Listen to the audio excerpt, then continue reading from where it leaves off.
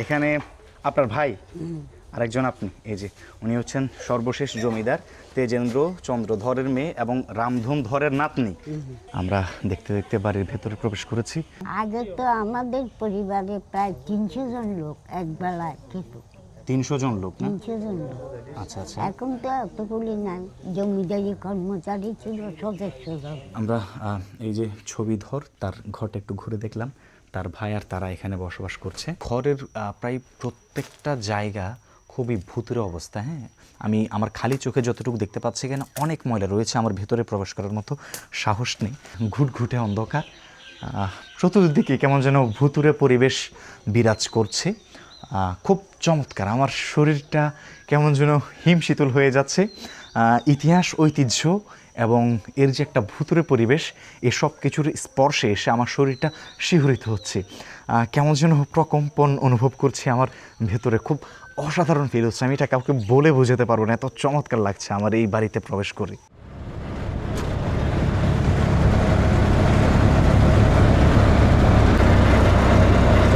শহর, নগর, গ্রামাঞ্চল, যেখানে পাচ্ছি প্রত্নতাত্ত্বিক স্থাপনার খোঁজ সেখানে ছুটে যাচ্ছি।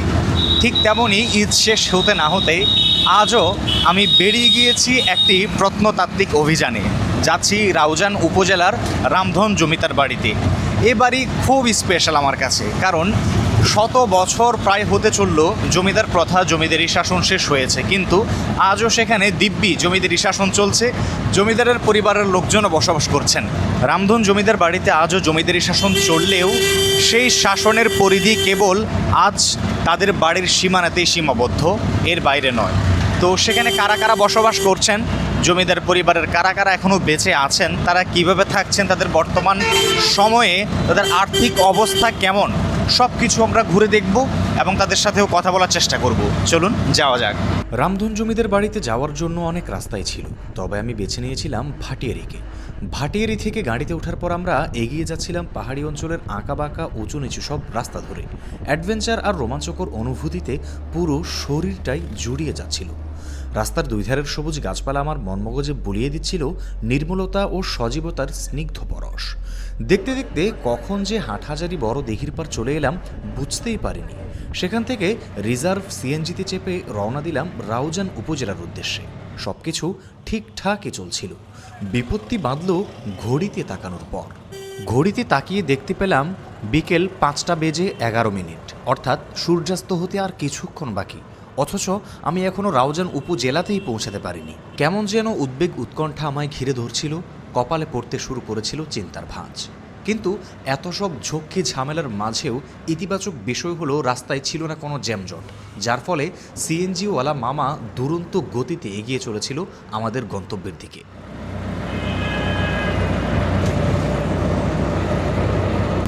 আমি অবশেষে রাউজান উপজেলায় চলে এসেছি। সেখান থেকে আমি রামধনের যে জমিদার বাড়ি, সেই বাড়িতে যাওয়ার জন্য গাড়িতে উঠলাম। উপজেলা থেকেই সিএনজিতে উঠেছি। জিজ্ঞেস করলাম যাত্রা সময় কতটুকু লাগতে পারে, তারা বললেন যে 10 থেকে 15 মিনিট লাগতে পারে। আমরা খুব কাছাকাছি চলে এসেছি, শীঘ্রই দেখা হচ্ছে। অবশেষে অনেক উদ্বেগ উৎকণ্ঠা কাটিয়ে আমি চলে এসেছি রামধন জমিদার বাড়িতে। তার সামনে রয়েছি, হচ্ছে সদর গেট। এখানে অনেক বড় একটি গেট রয়েছে। এই যে পেছনে ক্যামেরা দিয়ে দেখালে দেখতে পাচ্ছেন রামধন ভবন। এখানে বেশ কিছু লেখা রয়েছে। আমাদের হাতে সময় খুবই কম, যার ফলে আমাদেরকে খুব হুড়োহুড়ি করে শ্যুট করতে হবে। আমরা দেখতে দেখতে বাড়ির ভেতরে প্রবেশ করেছি। খুবই ঝোপঝাড় এবং ভুতুরে টাইপ অবস্থা এই পুরো বাড়ির। এবং গেটে ঢোকার শুরুতেই এই যে জায়গাটা দেখতে পাচ্ছেন, এটা প্রায় পুরোটা আস্তে আস্তে ভেঙে পড়ে যাচ্ছে, ধসে যাচ্ছে। এটার উপরে গাছের শেকড় গজিয়ে গেছে, দেখতে পাচ্ছেন।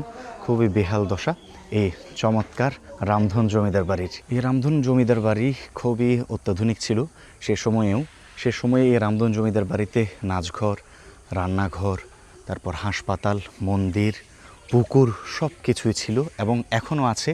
তবে সব কিছু আর সেভাবে তখন যেভাবে ব্যবহৃত হতো এখন আর সেভাবে ব্যবহৃত হয় না এবং বেশ কিছু বলা যায় নষ্ট হয়ে গিয়েছে, ধ্বংসস্তূপ হয়ে গেছে। বাকি এই পুকুরটা এখনও স্বচ্ছ, পুকুরটা খুবই সুন্দর। এখনও এই পুকুরটা দেখতে পাচ্ছেন এই রামধন জমিদার বাড়িতে দেখা যাচ্ছে। পুকুর খুব চমৎকার, চতুর্পাশটাই বাঁশঝাড় গাছালিতে ভরা সর্বশেষ জমিদার এই বাড়িতে যিনি ছিলেন কেশবচন্দ্র, তিনি তার যে মেয়ে, হ্যাঁ, ছবিধর, তিনি কিন্তু এখনও এখানে রয়েছেন এবং আমরা তাকে দেখছি কিন্তু একটা সাইডে। আমরা চেষ্টা করব তার সাথে একটু কথা বলার, দেখা যাক কথা বলা যায় কিনা। এই যে এই বাড়ির সর্বশেষ জমিদার কেশবচন্দ্র ধর, তার মেয়ের সাথে কিন্তু আমি আছি। আমার বাবার নাম ওটা ভুল করছে, ওরা ভুল করছে না? তেজেন্দ্র চন্দ্রধর। আচ্ছা, আমি অনেকগুলো আর্টিকেল পড়েছি বাড়িতে আসার আগে, প্রত্যেকটা আর্টিকেলে আমি ওনার বাবার নাম পেয়েছি কেশবচন্দ্রধর, অথচ তার মেয়ে বলছেন তার বাবার নাম তেজেন্দ্র চন্দ্রধর। এই তো দেখতে পাচ্ছেন কত বড় একটি ভুল। সশরীরে এসে যদি আমি না জিজ্ঞেস করতাম এটা আমি জানতামই না। এখানে অনেক দর্শনার্থী কিন্তু ঘুরতে আসে, আমার এই যে ক্যামেরার পেছনে অনেকজনই কিন্তু রয়েছে এ বাড়ির আঙিনাতে। তো এখানে আপনার ভাই আরেকজন, আপনি, এই যে উনি হচ্ছেন সর্বশেষ জমিদার তেজেন্দ্র চন্দ্রধরের মেয়ে এবং রামধন ধরের নাতনি। তার সাথে একটু আমরা কথা বলবো। কেমন আছেন? ভালো আছে। আপনাদের জমিদারিত্ব তো অনেক আগে শেষ হয়ে গেছে, সেগুলো ভাবলে কি খারাপ লাগে? খুব খুব খারাপ লাগে। খুব খারাপ লাগে না? আপনার শরীরের অবস্থা কেমন? ভালো না। ভালো না? না, বয়স বয়স হয়েছে। আপনার কথাবার্তায় কিন্তু এখনো আপনাদের যে জমিদারি পরিবার, সেটার যে একটা ঐশ্বর্য সেটা স্পষ্ট। সাধারণত চট্টগ্রাম অঞ্চলের যেসব বৃদ্ধারা আছেন, বৃদ্ধ যারা আছে, তারা কিন্তু শুদ্ধ বাংলায় কথা বলতে পারে না সচরাচর। প্রত্যেকে চাটগাঁয়ের যে আঞ্চলিক ভাষা চট্টগ্রামের, সেটাই কিন্তু বলে, কিন্তু আপনি খুব শুদ্ধ বাংলায় স্বচ্ছ সুন্দরভাবে কথা বলতে পারেন। এটা আমাকে সবসময় যখন আপনার ইউটিউবে ভিডিও দেখেছি আমার খুব আকর্ষণ করেছে। আপনার এখানে পরিবার কয়জন সদস্য বসবাস করছেন? আমাদের পরিবার তো এখন সবাই এখানে থাকে না, সবাই শহরে থাকে। শহরে থাকে না? আগে তো আমাদের পরিবারে প্রায় 300 জন লোক এক বেলায় খেত। 300 জন লোক না? 300 জন লোক। আচ্ছা আচ্ছা। এখন তো এতগুলি নাই, জমিদারি কর্মচারী ছিল সদস্য জন। আচ্ছা আচ্ছা। আর আপনাদের, আমি একটা আর্টিকেলে পড়েছিলাম যে আপনাদের বাড়িতে যেসব তৈজসপত্র ব্যবহৃত হতো সেসবগুলো স্বর্ণ এবং রূপার ছিল। এটা সত্য না? সব যুদ্ধের সময় সব নিয়ে গেছে, শুধু দেওয়ালগুলো ছাড়া আর কিচ্ছু রাখেনি। সব কিছু নিয়ে গিয়েছে? সব নিয়ে গেছে। আচ্ছা আচ্ছা। আর উনি তো আপনার ভাই না? হ্যাঁ। ওনার নাম কি? হ্যাঁ, ওনার নাম কি? ওনার নাম রতীন্দ্র লাল ধর। আচ্ছা আচ্ছা। আপনার একজন ভাই ছিল যিনি প্রতিবন্ধী ছিলেন, তার সেবার জন্যই তিনি আপনারা বিয়ে করেননি নাকি? খুবই চমৎকার। ভাই বোনের ভালোবাসাটা আসলে অনন্য, আপনাদেরকে দেখে আমরা আসলে উপমা হিসেবে গ্রহণ করতে পারি। এত চমৎকার। আপনাদেরকে দেখে আমার খুব ভালো লাগছে। আমি সবসময় আপনাদেরকে ইউটিউবে দেখেছি, কিন্তু আপনাকে আজকে সরাসরি দেখলাম, আমার বেশ ভালো লাগতেছে। আর আপনাদের এখানে তো আপনারা একসময় অনেক দান দক্ষিণা করতেন, এখনো কি করেন? আমার বাবা ছিল দানবী। আমাদের এখানে মৎস্য এখনো হয়, আগের মতন না হয়ে আছে। আগে তো আমার বাবা 7 দিন পর্যন্ত খাসা বাজিয়ে ভাত খাওয়াইছে। আচ্ছা আচ্ছা। 7 দিন, টানা 7 দিন পর্যন্ত? আচ্ছা আচ্ছা। আর আপনাদের আত্মীয় স্বজন যারা এখনো আছে, তারা তো অনেকে চট্টগ্রাম শহরে, ঢাকায় কিংবা ভারতে চলে গিয়েছে।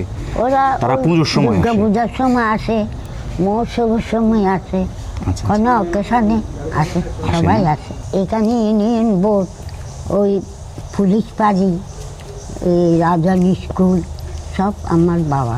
আপনাদের বংশ পরম্পরায় যারা এখনো বেঁচে আছেন, বিভিন্ন জায়গায় আছে, তারা কি আপনাদেরকে আর্থিকভাবে সহযোগিতা করে? আর আপনারা সেভাবে আছেন না? আপনারা কি এখনো দান দক্ষিণা করেন আগের মতো? আগের মতো তা আমাদের কিছু নাই, যা পারি আর কি। আচ্ছা, কেউ আসলে ফেরত দেন না? কিছু। হ্যাঁ, আপনি বলেছিলেন একটা ভিডিওতে, আমার খুব ভালো লেগেছে দেখে, যে আপনি এখনো বলছেন যে আমাদের যে জমিদারিত্ব ছিল আমরা তখনও দান করতাম, এখনো করি, হয়তো সময়ের প্রয়োজনে কিছুটা কমে এসেছে সেই পরিমাণটা, তো আপনারা এখনো দানের হাতকে প্রসারিত করেন। খুব ভালো লাগলো আপনার সাথে কথা বলে। আপনাদের ভেতরে কি যাওয়া যায় নাকি? ভেতরে কি ঘুরে দেখা যাবে? জমিদার বংশের দুইজন খুব নিকটের উত্তরাধিকার, একজন হচ্ছেন, দুইজনই জমিদারের সন্তান এবং জমিদারদের নাতি নাতনি। তো তাদের সাথে কথা বলছিলাম, তাদের সাথে কথা বলা, তাদেরকে স্পর্শ করা, তাদেরকে চোখের সামনে দেখার যে একটা অনুভূতি, সেটার অভিব্যক্তি আসলে অন্যরকম। কারণ তারা দুইটি সভ্যতার সাক্ষী। একটি হচ্ছে ঔপনিবেশিক ইংরেজ সভ্যতা বা তখন জমিদারি শাসন চলছিল সেই সভ্যতা, আর একটা হচ্ছে গণতান্ত্রিক আধুনিক বিশ্ব। দুইটি সভ্যতার সেতু বন্ধন বলা যায় এই দুইজন মানুষকে। তারা এখনও আছেন এখানে এবং এই বাড়িটিকে এখনও প্রাঞ্জল করে রেখেছেন তাদের পদচারণের মাধ্যমে। আমরা এখন একটু বাড়ির ভেতরে প্রবেশ করব, অনুমতি নিয়েছি। তো যেহেতু সূর্য প্রায় ডুবে গিয়েছে, এখানে একদম ঘুটঘুটে অন্ধকার ভুতুড়ে একটা অবস্থা। আমি যদি আপনাকে পেছনের ক্যামেরা দিয়ে না দেখাই আপনি বুঝতে পারবেন না। সাধারণত এখানে যারা এর আগে এসেছেন তারা শুধুমাত্র ওই যে ছবিধর, তেজেন্দ্রচন্দ্র ধরের মেয়ে, তার সাথে কথা বলেই চলে গিয়েছেন। কিন্তু এভাবে এই বাড়িগুলোকে দেখানো যে একটা বিষয় আছে সেটা আমি ওইভাবে কোনো ভিডিওতেই দেখিনি। কিন্তু এই বাড়িটার অবস্থা দেখুন। এবং সাধারণত প্রত্যেক জমিদার বাড়ির কিন্তু একটা বড় বড় চত্বর থাকতো চতুষ্কোণ। এই যে চত্বর, এই চত্বরে কিন্তু খুব চমৎকার খোলামেলা পরিবেশ এবং এই চত্বরে প্রবেশ করলে মনটা ভালো হয়ে যায়। তো এই চত্বরের ক্ষেত্রে কিন্তু সেই বিষয়টা একদমই ডিফারেন্ট, কারণ এখানে দেখতে পাচ্ছেন অনেক ঝোপঝাড় গাছগাছালি, একটা কাঁঠাল গাছও দেখা যাচ্ছে ওখানে। আর এ হচ্ছে সর্বোপরি এই বাড়ির যে চত্বর, সেই চত্বরের অবস্থা দেখতে পাচ্ছেন খুবই নাজেহাল অবস্থা। এখানে গাছপালা থাকাটা কোনো ক্রমে খারাপ কিছু নয়, তবে সেটা যদি একটু পরিকল্পনা মাফিক এখানে করা যায়, আরেকটু সুন্দর করে গুছিয়ে পরিপাটি করে রাখা যায়, সেটা কিন্তু অনেক সুখকর একটা বিষয় হয় আমাদের মতো প্রত্নতত্ত্বপ্রেমী যারা আছি তাদের জন্য। দেখতে পাচ্ছেন আমি এই বাড়ির বারান্দা হয়ে এখন হাঁটছি। বারান্দা বলতে নিচ তলার যে চত্বর রয়েছে সেই চত্বর হয়ে আমি নিচে হাঁটছি। আর ঘুটঘুটে অন্ধকার, চতুর্দিকে কেমন যেন ভুতুরে পরিবেশ বিরাজ করছে। খুব চমৎকার, আমার শরীরটা কেমন যেন হিমশীতল হয়ে যাচ্ছে। ইতিহাস, ঐতিহ্য এবং এর যে একটা ভুতুরে পরিবেশ, এসব কিছুর স্পর্শে এসে আমার শরীরটা শিহরিত হচ্ছে। কেমন যেন প্রকম্পন অনুভব করছি আমার ভেতরে, খুব অসাধারণ ফিল হচ্ছে। আমি এটা কাউকে বলে বোঝাতে পারবো না, এত চমৎকার লাগছে আমার এই বাড়িতে প্রবেশ করে। ইতিহাসের ধুলোজমা পাতা উল্টালে এমন কিছু পরিবারের নাম উঠে আসে যাদের আভিজাত্য আজও আমাদের অবাক করে। তেমনই এক নাম জমিদার রামধন ধর।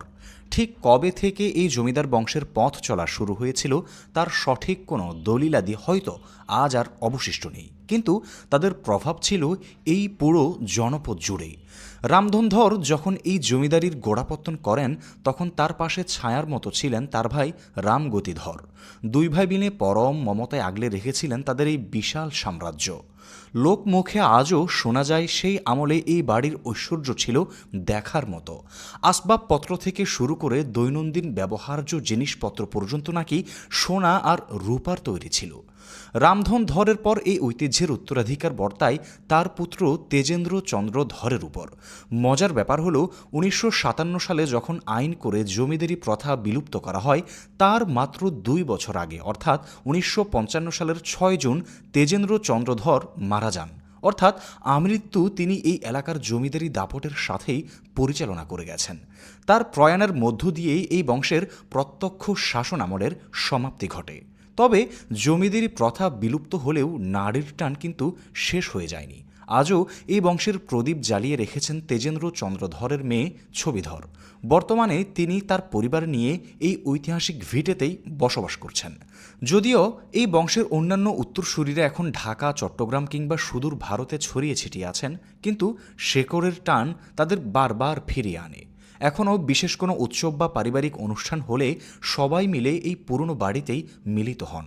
দেয়ালের পুরনো পলেস্তারা আর জরাজীর্ণ থামগুলো আজও সাক্ষী দেয় সেই ফেলে আসা দিনের, যেখানে এককালে রাজকীয় পদচারণা ছিল এই ধর পরিবারের। এখানে দেখতে পাচ্ছেন কি পরিমাণে ময়লা আবর্জনা, এখানে ডিমের খোসা দেখা যাচ্ছে। ভেতরে একদম পুরোটা যে অবস্থা পরিস্থিতি দেখা যাচ্ছে, সেখানে প্রবেশ করতে আমার ভয় লাগছে কিছুটা। আমি প্রবেশ করতেও পারবো না। ভয়টা আসলে কোনো জিন ভূতের না, এখানে ভয়টা অনেকটা সাপ। হ্যাঁ, আমার মনে হচ্ছে এই জায়গাগুলোতে সাপ থাকলেও থাকতে পারে। এখানের যে লতা পাতা ময়লার আস্তরণ সেটা কিন্তু অনেকটা উঁচু, নিচের যে ফ্লোর রয়েছে সেখান থেকেও। আর যে ঘরটা দেখতে পাচ্ছেন, দুটো জানালা দেখা যাচ্ছে। ঘরের প্রায় প্রত্যেকটা জায়গা খুবই ভূতুরে অবস্থা। হ্যাঁ, আমি আমার খালি চোখে যতটুকু দেখতে পাচ্ছি এখানে অনেক ময়লা রয়েছে, আমার ভেতরে প্রবেশ করার মতো সাহস নেই। আমি যতটুকু দেখাতে পেরেছি আপনাদেরকে এতটুকুই, আসলে এর বেশি কিছু দেখানোর মতো অবস্থা আমার নেই। আমি এখন এই বাড়ির আরেকটা যে চত্বর আরেকটি অংশ থেকে আমি হাঁটছি। হেঁটে আমি যদি আরেকটু ভেতরে যাই, ঘুটঘুটে অন্ধকার একদমই চতুর্পাশটায়। এখানে এই যে খুবই চমৎকার, আসলে কি বলবো, এই যে জমিদার বাড়ির যে শৌর্য বীর্য ঐশ্বর্য, এটা এখনও পুরোদমে এখানে প্রস্ফুটিত হয়ে আছে।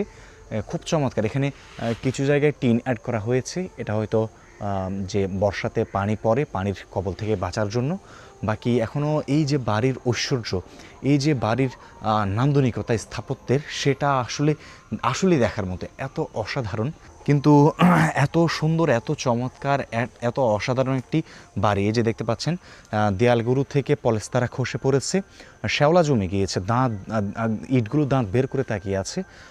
কিন্তু এত চমৎকার একটি বাড়ি, এই বাড়িটিকে যদি প্রপারলি সংস্কার করে রাখা যেতে পারে তাহলে কিন্তু খুব চমৎকার একটা ট্যুরিস্ট স্পট হতে পারে রাউজান এলাকার জন্য, রাউজান উপজেলার জন্য এই রামধন জমিদারের বাড়িটি। আমার নাম হচ্ছে দুর্জয় সরকার। আমি বর্তমানে পড়ালেখা করছি ট্যুরিজম অ্যান্ড হসপিটালিটি ম্যানেজমেন্ট বিভাগে, রাঙামাটি বিজ্ঞান ও প্রযুক্তি বিশ্ববিদ্যালয়ে। আচ্ছা আচ্ছা। আমার বাড়ি হচ্ছে এখানেই রাউজানে। আমি যখন প্রথমবার আসি এই জায়গাতে, তখনই ভাবি আসলে আমি তো পর্যটন নিয়ে পড়ালেখা করছি, সেহেতু বাংলাদেশের পর্যটনের চাহিদা সম্পর্কে আমার মোটামুটি কিছুটা ধারণা রয়েছে। সেই হিসেবে আমি যখন প্রথমবার আসি তখনই আমার মাথায় আপনার মতো পরিকল্পনা আসে যে আসলে ওনাদের আগেকার চাইতে এখনকার তো পরিস্থিতি অনেক ভিন্ন, অনেকটা টোটালি ভিন্ন। কারণ ওনাদের দেখাশোনার একজন লোকের প্রয়োজন, ভালো থাকার জায়গার প্রয়োজন, খাবার, চিকিৎসার সুবিধা সবকিছু মিলিয়ে ওনাদের একটা অ্যামাউন্টের খরচের প্রয়োজন। সেই খরচটা ওনারা চাইলে এটাকে আরেকটু সংস্কার করে এখানের মধ্যে টিকিটের ব্যবস্থা করে একটু প্রচারণা করে, যদিও এটার প্রচারণার কোনো প্রয়োজন আছে বলে আমি মনে হয় এটা যথেষ্ট পরিচিত। সেই হিসাবে এটাকে যদি আরেকটু কোনোভাবে সংস্কার করে পুকুর পাড়টাগুলোকে যদি ফুল বাগান বা অন্যান্যভাবে যদি একটু সংস্কারের ছোঁয়া দেওয়া যায়, এটা কিন্তু অনেক দারুণ একটা টুরিস্ট স্পট, বাংলাদেশের মধ্যে one of the best tourist spot অন্যতম একটা। কারণ এখানে প্রচুর মানুষ আসে। আপনি যদি শুক্রবার শনিবার এই টাইমগুলোতে আসেন, বিকালের টাইমে দেখবেন যে এখানে উপচে পড়া ভিড় থাকে। আর এখানের মধ্যে কিছুটা শৃঙ্খলারও ব্যাপার আছে বলে মনে করি, কারণ এখানে অনেক টুরিস্ট এসে ওনাদেরকে বিরক্ত করে, যেটা ওনাদের জন্য আসলে নেওয়া পসিবল হচ্ছে না। কারণ একটু আগেই দেখলাম কেউ একজন এসলো 2টা বাজে, বন্ধু বান্ধব সহ, ওনারা প্রায় যাচ্ছিলই না। পরে ওনাদের বিরক্ত হয়ে ওনাদেরকে এক প্রকার তাড়িয়ে দিল, চলে যেতে। কারণ ওনাদের এত দীর্ঘক্ষণ সময় ধরে এক জায়গায় থাকার কারণে ওনার বিরক্ত বোধ করছে। আচ্ছা আচ্ছা। এইসব বিষয় নিয়ে আসলে এটা আমি মনে করি এখানে সরকারের কিছু ব্যবস্থা নেওয়া দরকার, যে যাতে করে এই এলাকাটাকে একটু সংস্কার করে এখানে রাস্তাঘাটকে একটু উন্নত করে এখানে আরো পর্যটকদের চাহিদা গ্যাদার করা যাবে। বুঝতে পেরেছি। ধন্যবাদ ভাই, ধন্যবাদ। এই বাড়ির এরিয়াতে আমি যতই হাঁটছি, আমি আমার আধুনিক যে পৃথিবী বর্তমান সময়, আমি বর্তমান থেকে টাইম ট্রাভেল করে কোথায় যেন আমি ধীরে ধীরে চলে যাচ্ছি। আমি আসলে বুঝতে পারছি না আমি কোথায় যাচ্ছি, আমার শুধু হাঁটতে মন চাচ্ছে। এত চমৎকার এই বাড়ির চতুর্পাশে শুধু একটি না, আমি একটু আগে একটা দেখাচ্ছিলাম পুকুর, সেই পুকুরটা তো দেখলে আমি এর পাশাপাশি আরও একটা পুকুর দেখতে পাচ্ছি। আমি বাড়ির আরেকটা অংশে হাঁটতে হাঁটতে আরেকটা পুকুরে চলে আসলাম, এবং এই যে পুকুর, এই পুকুরের শান বাঁধানো ঘাটটি দেখুন কি চমৎকার। আর বাড়ির পুরোটা অংশ ঝোপঝাড় গাছপালা দিয়ে ভর্তি, যেটা দেখতে অন্যরকম সুন্দর লাগছে। এর সৌন্দর্য বর্ণনাতীত, খুবই অসাধারণ, খুবই চমৎকার।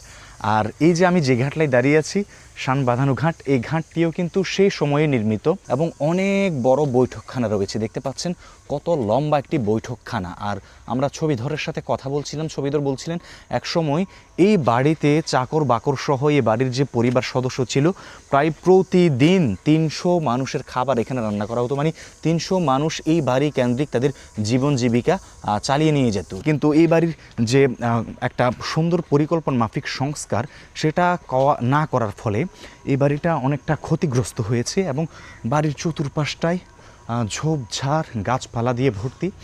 আর এখন প্রায় মাগরিব হয়েই গিয়েছে, আজান হয়েছে কিনা আমি বুঝতে পারছি না, কারণ রাউজান উপজেলার একদম ভেতরে আমি প্রবেশ করেছি। এখানে আমি খুব একটা জনপদ দেখিনি, লোকালয় দেখিনি। আমি এখন হাঁটতে হাঁটতে আরেকটা কিছু একটা দেখলাম, ওইটাও একটা পুকুর ঘাটের মতো মনে হচ্ছে, আমি সেখানেও যাব। দেখতে পাচ্ছেন এই যে কি ভুতুরে পরিবেশ চতুর্দিকে, তবে দেখতে বেশ ভালো লাগছে। এটা দেখার মতো, প্রত্যেকটা অংশ ভেঙে চুরে একাকার হয়ে গিয়েছে। হ্যাঁ, এই যে আরেকটি অংশে রয়েছে আমরা, এই অংশেও দেখতে পাচ্ছেন একটি পুকুর রয়েছে, জোড়া পুকুর। এই যে এখানে ঝোপঝাড়ের কারণে দেখা যাচ্ছে না, ওই পাশে একটি পুকুর রয়েছে আর এখানে রয়েছে আরেকটি পুকুর। হ্যাঁ, আর এখানে রয়েছে একটি ঘাট। প্রত্যেকটা ঘাটের স্ট্রাকচার, হ্যাঁ, নান্দনিকতা, স্থাপত্যশৈলী সেম, হুবহু একই। আর এখানে দেখতে পাচ্ছেন 200 বছরের ঐতিহ্যের সাক্ষী হওয়া ইট পলেস্তারা এখানে পড়ে আছে। এটা জানি না কোথাকার, হয়তো এই যে শানবাঁধানো ঘাটে আমরা রয়েছি এই ঘাটেরই হবে। তো এই বাড়ির একটা অংশ, পেছনের অংশ, আমরা পেছনের অংশে রয়েছি, গেট দিয়ে প্রবেশ করেছিলাম, ওটা ছিল সামনের অংশ। আমরা পেছনের অংশে রয়েছি, যে আমরা শুনতে পাচ্ছি মাগরিবের আজান হচ্ছে।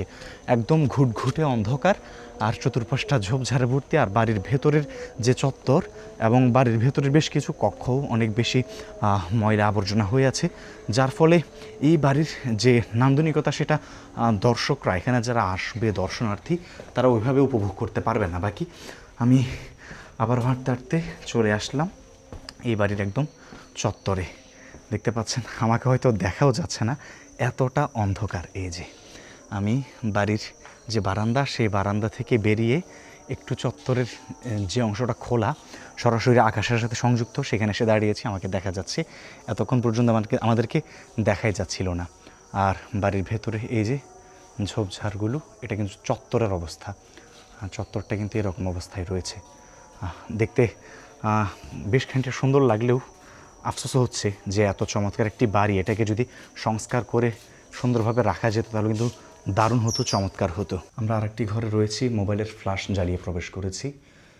উপরের সিলিংয়ের অবস্থা দেখুন, খুবই জরাজীর্ণ, কেমন যেন এখনই ভেঙে পড়বে। একটি সিলিং ফ্যান দেখা যাচ্ছে। আর নিচের ফ্লোরের অবস্থা এরকম, শ্যাওলা জমে গিয়েছে, চতুর্পাশে ময়লা। আর এখন মাগরিব শেষ, মাগরিবের আজান শেষ। মাগরিবের পরেও কিন্তু আমি এই বাড়িতে অবস্থান করতে পারছি। আর এই বাড়িতে কোনো রকমের কোনো সিকিউরিটি নেই, যে কেউ যখন তখন প্রবেশ করতে পারে। আর আমি যতটুকু শুনেছি, এর আগে যতটুকু দেখেছি বিভিন্ন ভিডিওতে, এই যে ছবিধরের সাথে কথা বলছিলাম, তার অনেক সময় অনেক তৈজসপত্র বা টাকা পয়সাও এখান থেকে নিয়ে যাওয়া হয়। তো এই বিষয়গুলো যদি সরকার একটু নজর দেন, এই যে 2জন বৃদ্ধ মানুষ এখানে থাকছেন, তাদের প্রতি যদি একটু সদয় হন, একটু ইতিহাস ঐতিহ্যের প্রতি সদয় হয়ে যদি এই বাড়িটির সংস্কার কাজটা সরকার হাতে নেয়, তাহলে এটা আমাদের রাষ্ট্রীয় অর্থনীতির জন্যও ভালো এবং ইতিহাসকে সম্মানও জানানো হলো। আচ্ছা, আমি ধরবাড়িতে ভিডিও করা অবস্থায় আমার সাথে একটি বড় ট্র্যাজেডি ঘটে গেল। সেটা হচ্ছে, আমি যে ছবিধরকে দেখতে পাচ্ছিলেন এবং তার ভাই, তারা যে ঘরে থাকছেন, তারা যে ঘরে বসবাস করেন, রাতে ঘুমান, সেই ঘরেও আমি প্রবেশ করেছি এবং সব কিছু আমি ঘুরে ঘুরে দেখছিলাম। তাদের ব্যবহৃত তৈজসপত্র, তাদের ছোট একটা পুজোর ঘর আছে, খুব সুন্দর, তিনি ফুল দিয়ে মন মতো করে সাজিয়ে রেখেছেন একটি সুন্দর পুজোর ঘর। আমি সব কিছু ঘুরে ঘুরে দেখছিলাম। আর তিনি আমাকে, আমার ক্যামেরা দেখে তিনি আবারও নিজের মতো করে কথা বলতে শুরু করলেন আমার সাথে। আমাকে খুব আপন করে তিনি তার কথাগুলো বলছিলেন, দুঃখের কথাগুলো বলছিলেন, যে কথাগুলো আপনার জানা উচিত, রাষ্ট্রের জানা উচিত এবং সবারই এ কথাগুলো নোটিস করা উচিত। বিষয়গুলো হচ্ছে এই যে রামধর জমিদার বাড়ি, এই বাড়ির এরিয়া কিন্তু অনেক বড় একটি এরিয়া না, এর চতুর্পাশে অনেক গাছগাছালি, অনেক ফলের গাছও কিন্তু রয়েছে। আর এই বাড়ির যে ফলের গাছ সেখানে কিন্তু মোটামুটি ফল ধরে। তো তিনি বলছিলেন যে এই ফল গাছগুলোতে যে ফল টল ধরে এগুলো তারা ওইভাবে ভোগ করতে পারেন না বা খেতে পারেন না বা বিক্রিও করতে পারেন না। কেন পারেন না? স্থানীয় লোকজন যারা আছে, দুষ্ট প্রকৃতির কিছু লোকজন যারা 71 কিংবা 47 এইসব মানুষদেরকে, এসব বাড়িগুলোকে, এসব ইতিহাস ঐতিহ্যকে লুট করেও ক্ষান্ত হয়নি, যাদের এখনও তৃষ্ণা মেটেনি, পৈশাচিক যে একটা তৃষ্ণা সেটা এখনও মেটেনি, তারা এখনও এগুলো করে যাচ্ছে। তারা এই যে একজন দুইজন বৃদ্ধা এখানে বসবাস করছেন, এগুলো যে তাদের কর্তৃত্বের, এগুলো যে তাদের বাপদাতার জিনিস, হ্যাঁ, তারা এগুলোকে কোনো ক্রমে তোয়াক্কা করছে না। তারা বিভিন্ন ফল ফলাদি রয়েছে, ফল গাছ থেকে এগুলো অনায়াসে পেরে নিয়ে চলে যাচ্ছে। আর ছবিধর যখন দু একটা কথা বলতে যাচ্ছেন, ছবিধরকে নাকি তারা বিভিন্ন রকমের দেশীয় অস্ত্র দেখিয়ে ভয় দেখান। তো আমাকে এইরকমই বলছিলেন ছবিধর।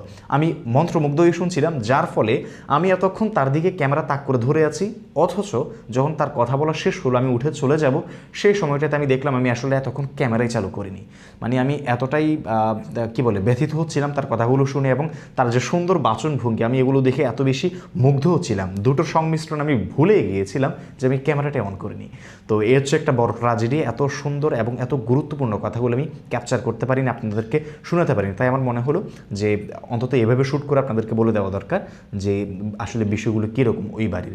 তো আশা করছি রাষ্ট্র এই বিষয়ে কিছু একটা পদক্ষেপ নেবে এবং স্থানীয় রুচিশীল ইতিহাস ঐতিহ্য ধারণ করে সুস্থ মনন মস্তিষ্কের যারা আছেন তারাও এসব বিষয়ে পদক্ষেপ নেবেন, আমি এটাই প্রত্যাশা করছি। আচ্ছা, ঘর থেকে বের হওয়ার আগে আমি একটু করে ফুটেজ নিয়েছিলাম, তাদের থেকে বিদায় নিচ্ছিলাম, সেই ফুটেজটা চলেন দেখাই আপনাদেরকে। আচ্ছা, যাই হোক, আমরা এই যে ছবিধর, তার ঘরটা একটু ঘুরে দেখলাম। তার ভাই আর তারা এখানে বসবাস করছে। এই যে তারা দুইজন, এই যে ছবিধর আর ছবিধরের ভাই। আমরা একটু ঘরটাও ঘুরে দেখা শেষ, আমরা চলে যাচ্ছি বিদায় নিয়ে তাদের থেকে। ভালো থাকবেন, লাগিয়ে দেন এটা। এখানে দুইটি মন্দির রয়েছে। আমি এই যে একটি মন্দিরের চত্বরে রয়েছি। এটা হচ্ছে এখানে দুর্গোৎসব হয়, যখন দুর্গাপূজা হয় সেই দুর্গোৎসবের সময় এখানে দুর্গাপূজার আয়োজন করা হয়।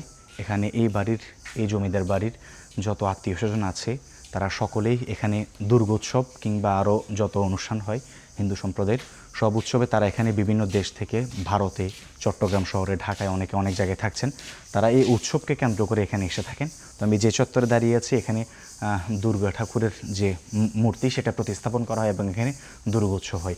এর পাশাপাশি একদম সামনের অংশে আমি যদি দেখাই, আরেকটি মন্দির রয়েছে। আমি ভেতরে প্রবেশ করব না, এখান থেকে দেখা যাচ্ছে, এবং মন্দিরটাও সেই সময়ের নির্মিত, এর নান্দনিক স্থাপত্যশৈলী দেখে বোঝা যাচ্ছে। আর ভেতরে ঠাকুর রয়েছে। আমি যদি একটু আপনাদেরকে জুম করে দেখাই, দেখতে পাচ্ছেন আমি একটু জুম করেছি, জুম করে দেখাচ্ছি। ভেতরে দুইজন ঠাকুর দেখা যাচ্ছে এবং সামনে মোমবাতি জ্বলছে, পুজোর ফুল দেখা যাচ্ছে। আজকের মতো রামধন জমিদার বাড়ির এই ভিডিওটি আমি এখান থেকে শেষ করছি। আমি আমার সর্বোচ্চটা দিয়ে চেষ্টা করেছি এ বাড়ির খুঁটিনাটি সব কিছু আপনাদেরকে ঘুরে দেখাতে। ফুটেজগুলো জানি না কেমন এসেছে, রাত্রিবেলা শ্যুট করছি প্রায় বলা চলে, কিছুটা দিনের অংশ কিছুটা রাতের অংশে শ্যুট করছি। আপনাদের দেখতে আশা করছি কষ্ট হয়েছে, এটার জন্য আমি আন্তরিকভাবে দুঃখিত। আমি অনেক সকালে বেরিয়েছিলাম এখানে আসার জন্য, কিন্তু রাস্তার যে অবস্থা, কন্ডিশন, আমার দ্বীপ উপজেলা সন্দ্বীপ থেকে এখানে আসার, চট্টগ্রাম শহরে আসার সেই কন্ডিশন, আমি সন্দ্বীপ থেকে বেরোতে আমার সকাল 9টায় আমি ঘর থেকে বেরোলেও আমার সন্দ্বীপ থেকে বেরোতেই সময় চলে গিয়েছে প্রায় দুপুর 3টা বেজে গিয়েছে। দুপুর 3টার পর আমি বোটে উঠতে পেরেছি এবং সন্দ্বীপ থেকে চট্টগ্রাম শহরে এসেছিলাম প্রায় 4টা বেজে গিয়েছিল। আমি তারপর সেই চট্টগ্রাম থেকে আমি ভাটিয়ারি এসেছি, ভাটিয়ারি থেকে রাউজান এসেছি, রাউজান থেকে এই রামধন জমিদার বাড়িতে এসেছি। যাই হোক, আমার কষ্টটা এবং আমার আগ্রহটা আশা করছি আপনারা বুঝতে পারছেন। আজকের মতো রামধন জমিদার বাড়ির এই ভিডিওটি আমি এখান থেকে শেষ করে দিচ্ছি। সবাই অনেক অনেক ভালো থাকবেন, সুস্থ থাকবেন, আমার জন্য দোয়া করবেন এবং বেশি বেশি আমার ভিডিও দেখবেন। আর আমার এই যে ভিডিওগুলো করছি, ভিডিওগুলোতে কোনো কিছু যদি আপনার খারাপ লাগে সেটা অবশ্যই আমাকে গঠনমূলক সমালোচনার মাধ্যমে ধরিয়ে দেবেন। আর যদি কোনো কিছু বেশ ভালো লাগে, এমনকি শুধু ভালো লাগে, আমাকে একটু ছোট্ট করে কমেন্ট করে জানিয়ে দেবেন, এতে করে আমি অনুপ্রাণিত হই। সুতরাং আজকের মতো এখান থেকে বিদায় নিচ্ছি। ওখানে পুজো শুরু হয়ে গিয়েছে, পুজোর ঘন্টা বাজছে, আর আমারও যাওয়ার ঘন্টা বেজে গিয়েছে। আজ এখান থেকে বিদায় নিচ্ছি, দেখা হয়ে যাবে অন্যদিন অন্য কোনো ভিডিওতে ইনশাআল্লাহ।